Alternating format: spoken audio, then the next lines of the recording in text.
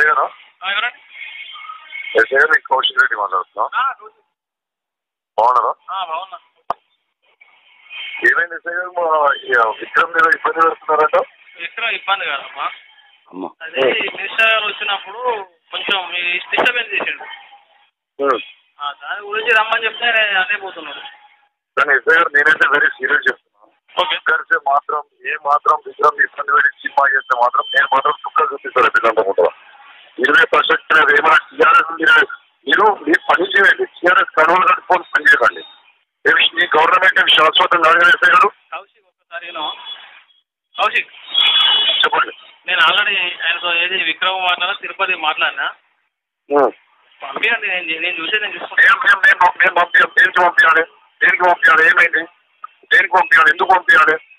కౌశిక్ ఎందుకు పంపించాలి చెప్పండి. దేనికి పంపించాలి? ఎందుకు? నా మీద రెస్పెక్ట్ ఉంటే పంపు.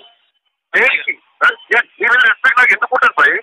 నువ్వు టీఆర్ఎస్ కనుక వచ్చిన తర్వాత నీ మీద రెస్పెక్ట్ ఉంటుంది. అలా మీ పొన్నం ప్రభాకర్ గారు కూడా మినిస్టర్ అయితే నేను డ్యూటీ చేస్తే అప్పుడు ఎవరు వచ్చినా కూడా నేను యాక్సెప్ట్ చేయాలి కదా.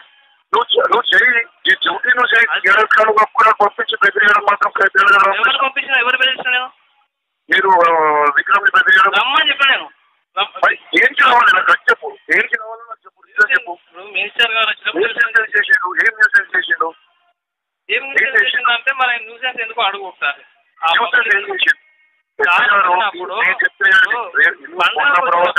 కౌశిక్ రెడ్డి ఎమ్మెల్యే అవుతారు, కుమార్ రెడ్డి సీఎం అవుతారు. మీరు మళ్ళీ డ్యూటీ చేయాలి. డ్యూటీ చేయకుంటే కరెక్టే. ఇప్పుడు నేను అట్లా నేను నేనైతే చెప్తున్నా, రేపు వచ్చే ఇంకా ఇల్లంతా కూడా 5,000 మొత్తం పోలీస్ స్టేషన్ నిలబెడతా. ఏం చేస్తాను అదే చేసుకుంటాం. రేపు ప్రభాకర్ మీద పెడతా చూద్దాము. ఇబ్బంది పెడితే మంత్రి కోసం ఉన్నా అని చాలా